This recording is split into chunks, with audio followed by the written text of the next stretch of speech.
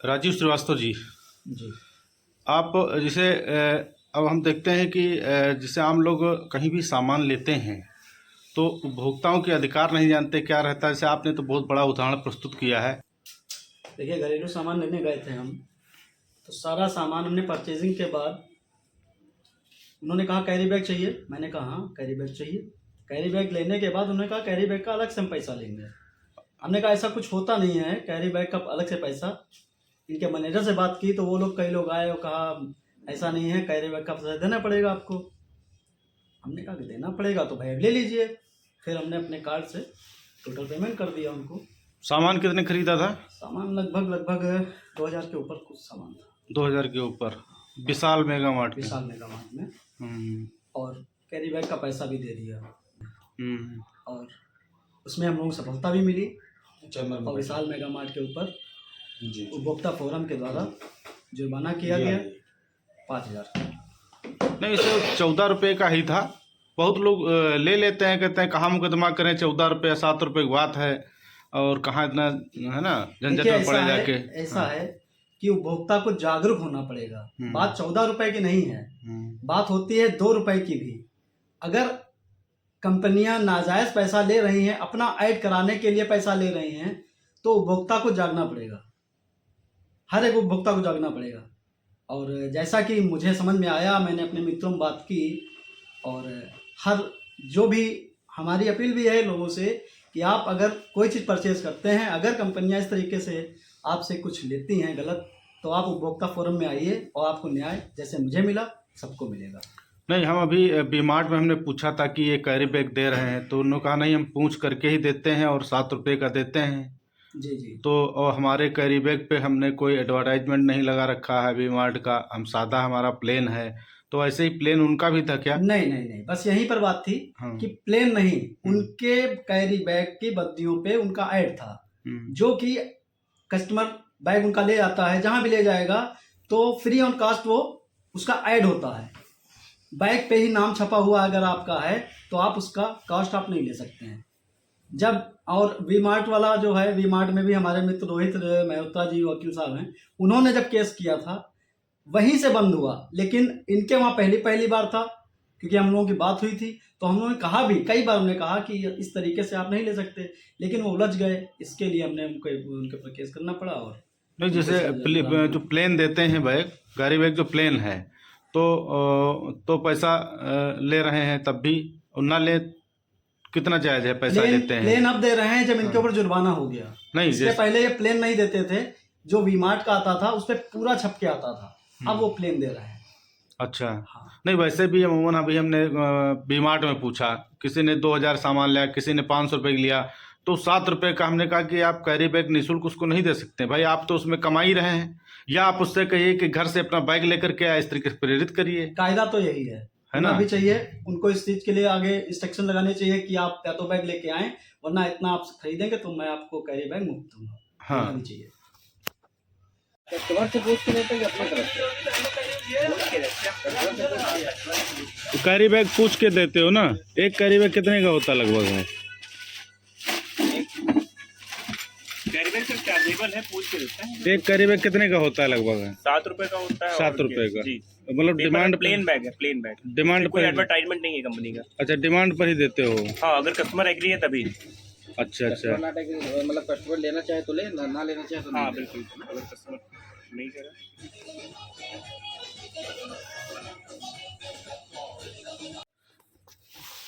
रोहित मेहरोत्रा जी, आप इनके राजीव जी के अधिवक्ता रहे, वकील रहे मुकदमे में जी।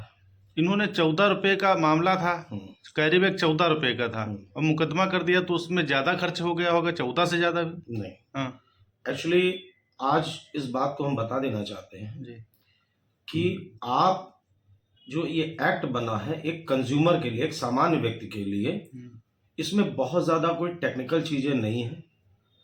इसमें आपको कोई ज़रूरी नहीं है कि आप अधिवक्ता रखें।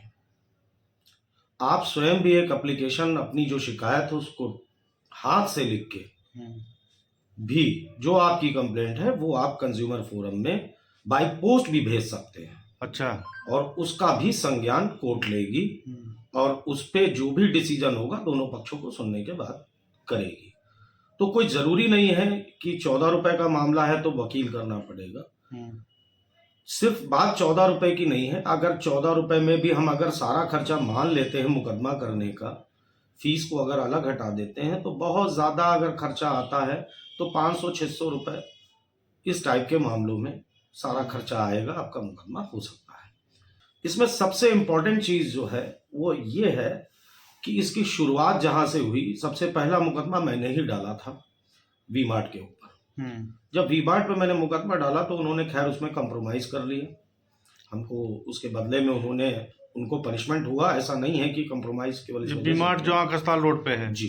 अच्छा। इस पे कंप्रोमाइज हुआ, कंप्रोमाइज में उन्होंने पनिशमेंट झेला, जो हमारा उनका तय हो गया आउट ऑफ द कोर्ट, उनको पनिश हुआ।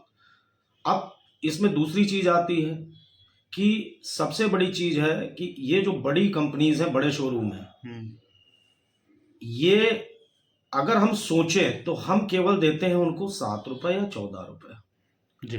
जिस झोले की कॉस्ट आई थिंक मुझे लगता है 20 पैसे या 30 पैसे के ऊपर नहीं है। 20 पैसा या 30 पैसे के ऊपर कॉस्ट नहीं आती होगी।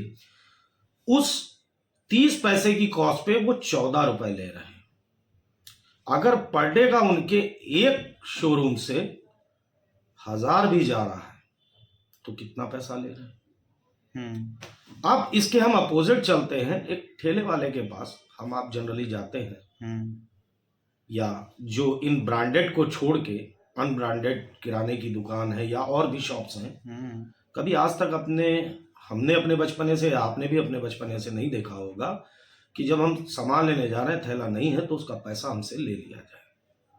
इसमें डिफरेंट कोर्ट्स की और कोर्ट्स की भी इसमें ऑब्जर्वेशंस है कि केवल प्रिंटेड पे ही नहीं, नॉन प्रिंटेड पे भी आपको देना फ्री ऑफ कॉस्ट ही पड़ेगा।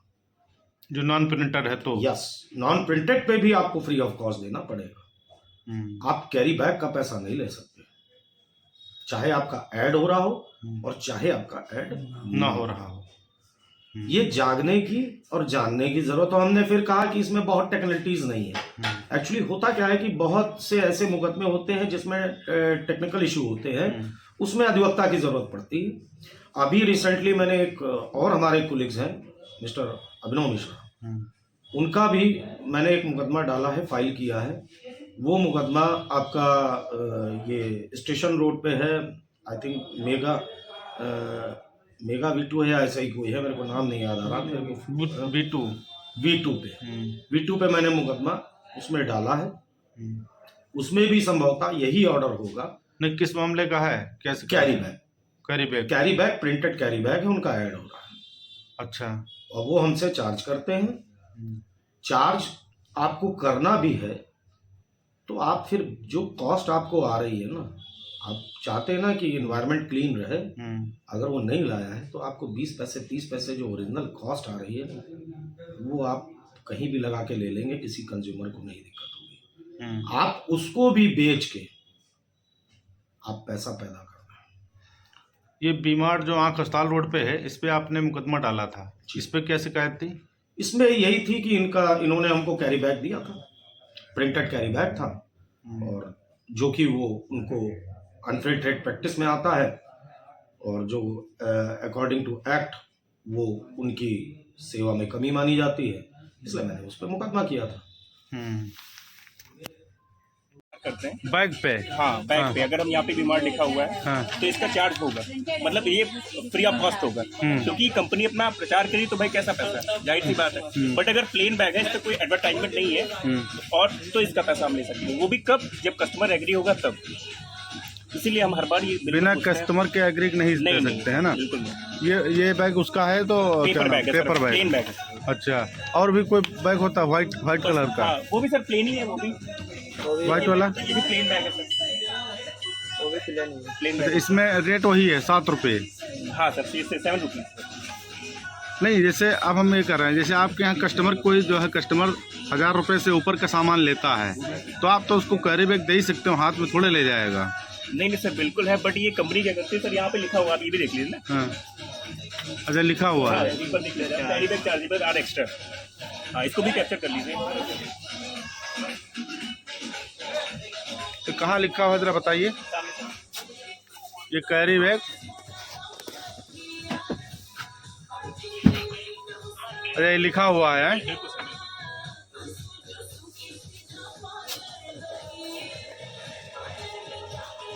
वैसे आप लोग कहते होंगे कि बैग लेकर के आया करो घर से, नहीं कहते हैं? कस्टमर से? हाँ नहीं सर बिल्कुल सर, देखिए अगर चार्जेबल है हम पूछ रहे हैं आपसे, हाँ हाँ, कस्टमर क्या करता है अपना बैग खुद लाता है। लाता है।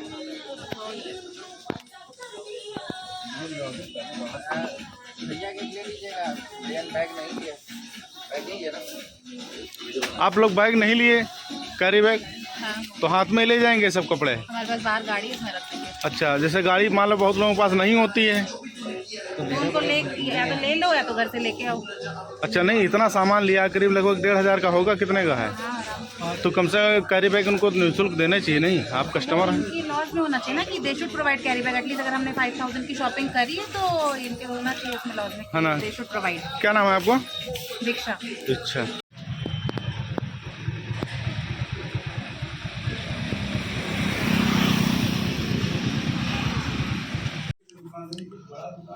मैम आप भी उपभोक्ता हैं तो ऐसे में आप क्या सावधानियां रखती हैं? सबसे पहले तो सबको जी, जी। नमस्ते। मैं कंज्यूमर फोरम की मेंबर और एक उपभोक्ता भी हूँ।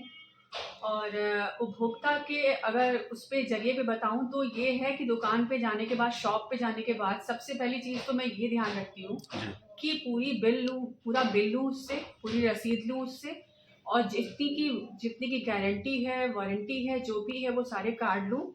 और अगर उसके बाद कोई प्रॉब्लम्स अगर क्रिएट होती है उसके बाद, तो वो हम कहीं हमको परेशानी होती। पहले ये चीज़ें नहीं थी कि हम परेशान होते थे, चलो सामान खराब निकल गया, चलो ठीक है कोई बात नहीं। हम लोग छोटी चीज़ों पर मायने नहीं रखते जी जी जी। कि छोटी चीज़ें ली, चलो ठीक है खराब निकल गया।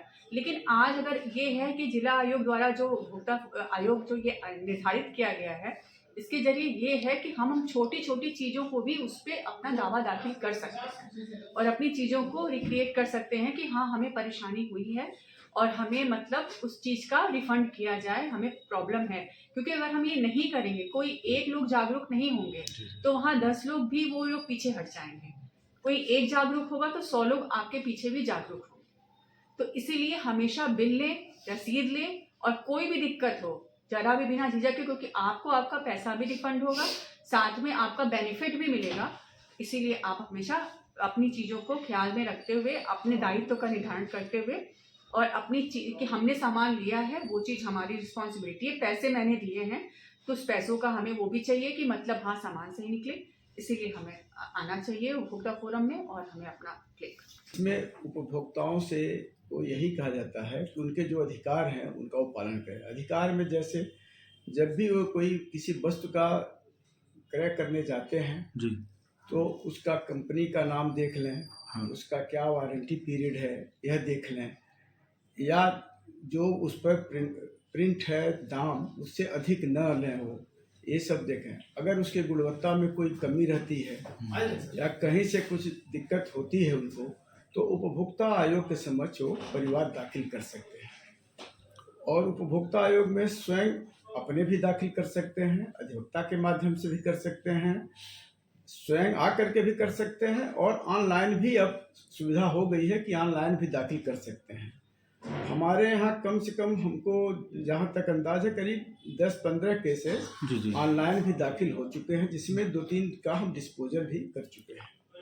जी सर, ऑनलाइन वाद दाखिल कैसे होते हैं सर? ऑनलाइन वाद दाखिल करने के लिए इसका एक पोर्टल है जी, जिसका आईडी है ई-दाखिला। ई-दाखिला, हाँ, .nic.in e-दाखिला.nic.in। इस पर आप बात दाखिल कर सकते हैं। वाद दाखिले के दौरान कौन से कागज महत्वपूर्ण होते हैं जो? बात दाखिला करने के लिए अगर किसी सामान के परचेजिंग से संबंधित, खरीदारी से संबंधित अगर कोई दिक्कत है आपको, तो उसकी रसीद देनी चाहिए। अगर इंश्योरेंस या बैंकिंग से संबंध में कोई है तो इंश्योरेंस की पॉलिसी देना चाहिए। अगर कोई एक्सीडेंट हुआ है तो पॉलिसी के साथ साथ FIR होना चाहिए। आपने इंश्योरेंस संबंधित बीमा कंपनी या पुलिस को सूचना जो दिए हुए हैं उसकी कॉपी देना चाहिए। जी जी। अच्छा, हम देखते हैं सर, जैसे मार्केट में उपभोक्ता सामान खरीदते हैं, बहुत कम ऐसे उपभोक्ता हैं जो रसीद मांगते हैं, रसीद नहीं लेते हैं। तो रसीद कितना महत्वपूर्ण है ये? रसीद, अगर आप पेमेंट पैसा दे करके कोई सामान खरीदें तो रसीद देना उसकी जिम्मेदार, उसका दायित्व है दुकानदार की।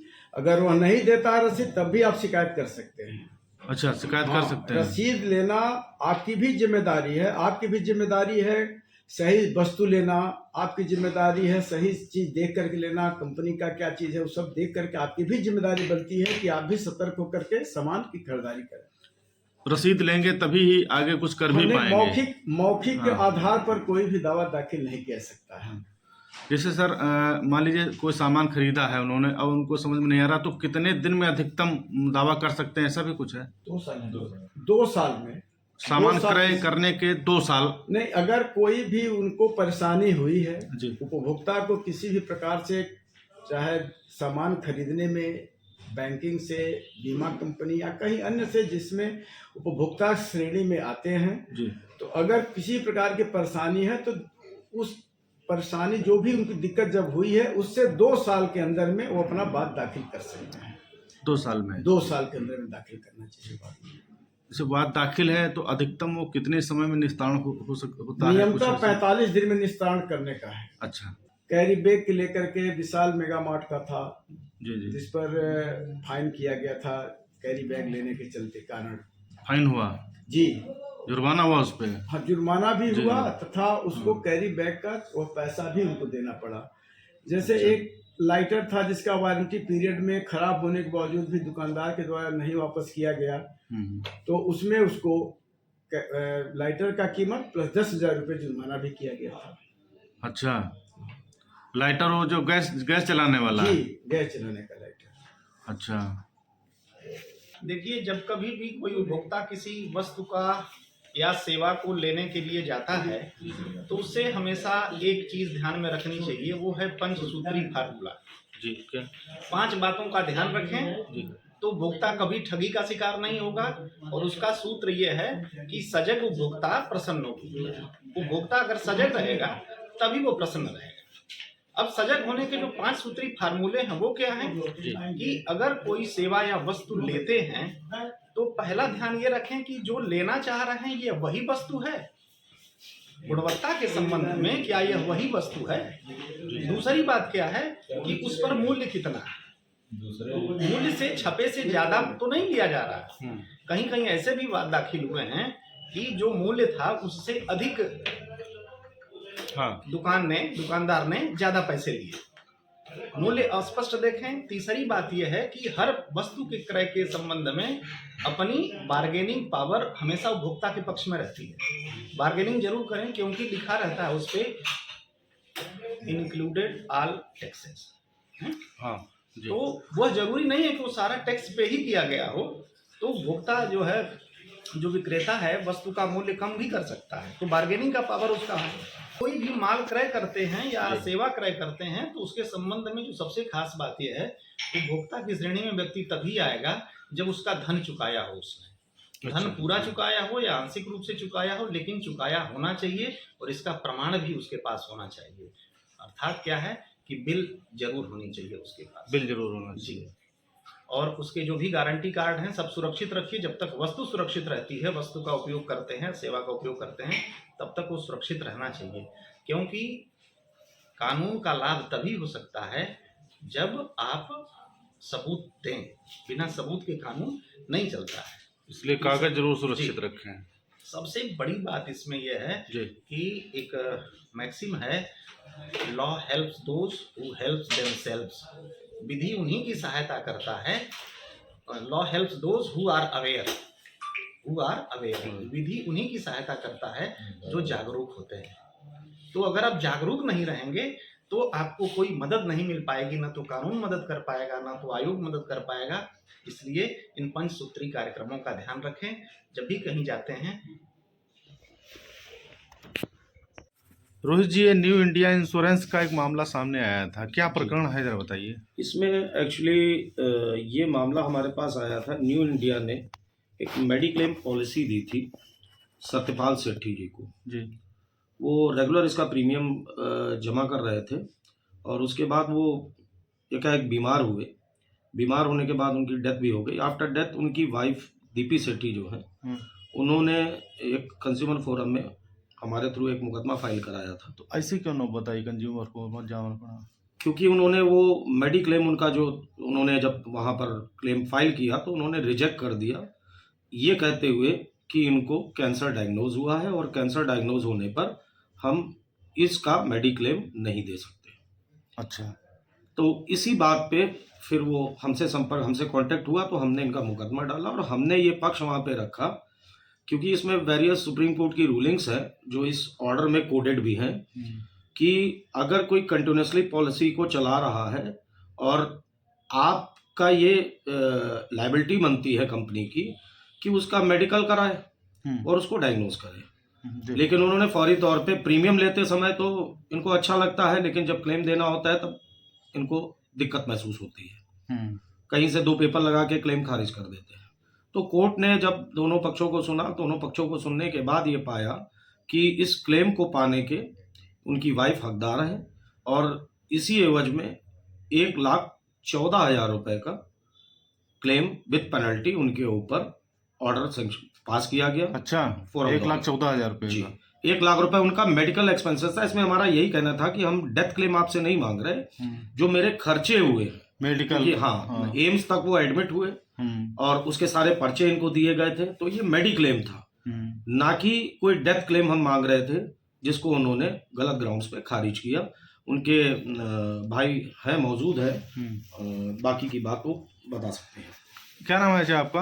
हमारा शक्ति सेठी। शक्ति सेठी, क्या मामला था? एक भाई क्या नाम था आपके? श्री सतपाल सेठी। कैसे एक्सपायर हो गए थे? अचानक ही इनके कोई जो जैसे अपने रोहित जी ने बताया कि हाँ, कैंसर। तो आप फिर बैंक उसमें इंश्योरेंस में कई बार दौड़े हैं? इंश्योरेंस में हमने फिर बिल बनवा के अपनी भाभी से दीपी सेठी से पूरा बनवा के उनको दिया। उसके बाद फिर कितना दौड़े इंश्योरेंस? पहले इंश्योरेंस में कितनी बार गए होंगे? 7-8-10 चक्कर तो हमने लगाए। वहाँ अधिकारियों से मिले? जी जी जी। अच्छा, तो उन लोगों ने क्या कहा? उन्होंने कहा सुनवाई कि नहीं हम की? ऊपर भेजेंगे, देखते हैं कैसे है। फिर वो उन्होंने उठा के खारिज कर दिया। तो अच्छा, रोहित जी को दिया। मतलब ऊपर भेजा और बताया भेज रहे हैं, देखेंगे, और फिर खारिज भी कर दिया? हाँ, खारिज कर दिया कि अच्छा, ये कह करके कि जो है हम मेडिक्लेम इनका नहीं दे सकते क्योंकि इनकी जो डेथ डायग्नोज हुई है हाँ, वो कैंसर से हुई है, जबकि इनकी डेथ जो हुई वो हार्ट अटैक से हुई। और जो इसमें सुप्रीम कोर्ट की एक रूलिंग कोडेड है जिसमें क्लियर कट ये कहा गया है कि अगर प्रीमियम कंटिन्यूसली दिया जा रहा है और कोई बीमारी डायग्नोज होती है, कैंसर एक ऐसी बीमारी है जिसको व्यक्ति स्वयं नहीं बता सकता। नॉर्मल इंसान भी बैठा होगा, वो चलता रहेगा, लेकिन कैंसर की बीमारी को डायग्नोज नहीं कर सकता। तो इस बेसिस पे ही ये ऑर्डर किया गया 1,14,000 रुपए न्यू इंडिया को उनकी वाइफ को देने के लिए, श्री दीपी सेठी जी को देने के लिए कोर्ट ने बाउंड किया है। एक तमाम लोगों के लिए एक उदाहरण है जी। जैसे अब होता क्या है कि फिर यहाँ पे वही बात आती है कि इसमें भी मैं ये कहूँगा कि देखिए, इसमें थोड़ी तो टेक्निकलिटी है। ये हम मानते हैं कि एक साधारण कंज्यूमर वो इतनी आपको रूलिंग्स और इतना आपको इंग्लिश में लिटरेचर लाके फाइल कर देंगे कि अगर बहुत ज़्यादा आप जागरूक ना हुए तो आपको एडवोकेट की ज़रूरत है। अदरवाइज आप स्वयं भी इसको फाइल कर सकते हैं, क्योंकि ये मुकदमा मैंने जब डाला था, ये सन 2020 में मैंने डाला था और इसका ऑर्डर जो अभी हुआ है वो 22 में अभी ऑर्डर हुआ है। अच्छा, 22 में इसका ऑर्डर हुआ है। 27/8/2020 में पड़ा था जी, ऑर्डर हो गया इसका 21/11/2022 में जी। ये बड़ी उपलब्धि है। इसमें कुछ टाइम पीरियड भी दिया गया है, आई थिंक 2 महीने का समय दिया है उनको पेमेंट करने के लिए। अच्छा, पेमेंट हो गया नहीं अभी? अभी नहीं। अभी नहीं तो हुआ 2 महीने का समय उनको दिया गया है। हाँ। अगर 2 महीने में पेमेंट नहीं करेंगे तो यहीं इसका एग्जीक्यूशन पड़ेगा, फिर इनके ऊपर रिकवरी और वारंट सब कुछ इशू। अभी 21/11 को ऑर्डर ही हुआ है जी हाँ, तो अभी 2 महीने का समय टाइम है। दे रखा अगर है। 2 महीने में नहीं पूरा करते हुए 21/1 तक अगर वो पेमेंट नहीं करेंगे तो हम इसका एग्जीक्यूशन इसी न्यायालय में दाखिल करेंगे, फिर न्यायालय इसमें जैसा आदेश करेगा हमको पैसा वसूल करवा के देगा।